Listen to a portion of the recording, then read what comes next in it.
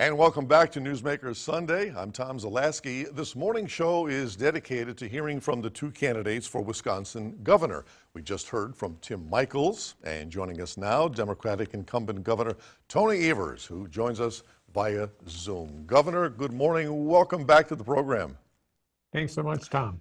Governor, you have led this state through an unprecedented time in state history. We've had the pandemic, record inflation, gas prices, hopefully obstacles that won't be as severe in the near future. What items are on your to-do list for a second term as governor?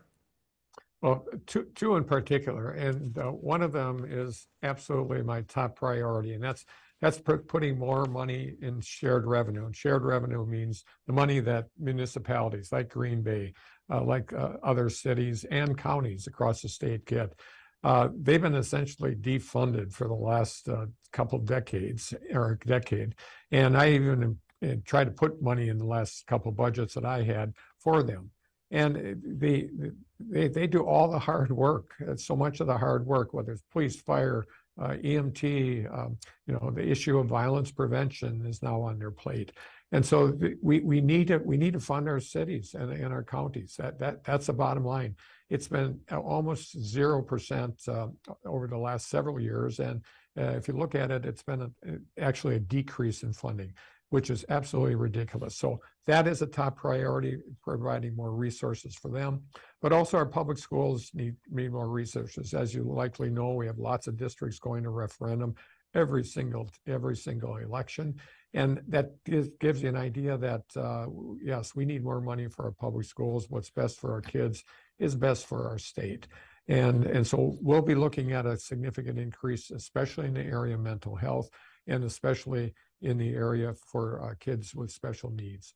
So those are the two top priorities for me going forward. There'll be others, but I really want to focus on making sure that we get the revenue that they need, especially our cities and counties. Governor, communities across the state of Wisconsin say they need more money to help with matters like policing and public safety. Is giving out more state aid the key to making that happen, or does this issue go deeper than just money? Well, certainly it's going to help when you have increases in crime that we're seeing all across the country. Wisconsin's no exception there, and you need violence preventers and other our fire departments. I was in a fire department a few weeks ago where if they had one call, they wouldn't be able to do any others because they didn't have the equipment or the manpower.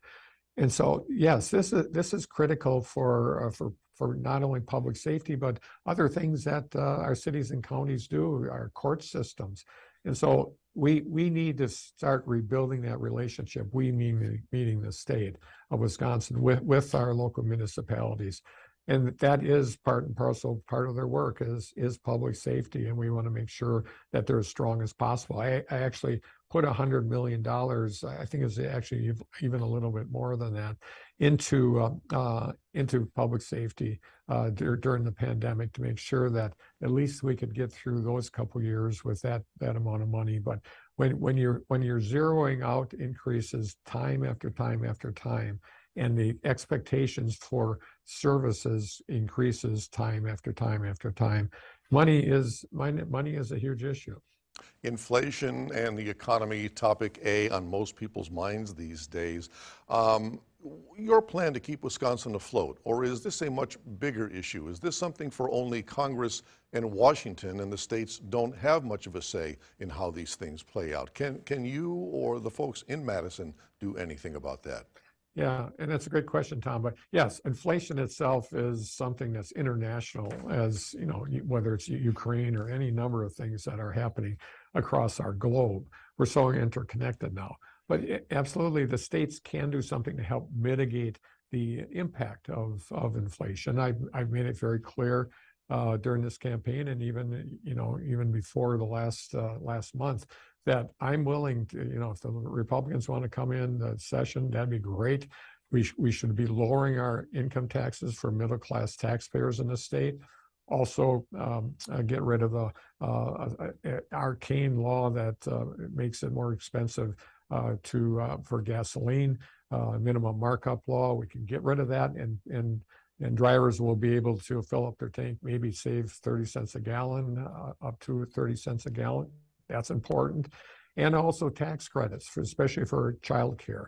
We need, those are simple things that we can do that keeps money in people's pockets and helps them get through this inflationary time. I'm hoping that after the election that the legislature hasn't been in session since March. I was hoping that they'd come in. I made this publicly known. I think they don't want to give me a win. If this wouldn't be a win for me, it would be a win for the people of Wisconsin. Democratic Governor Tony Evers, our guest this morning, and we are back with much more right after this.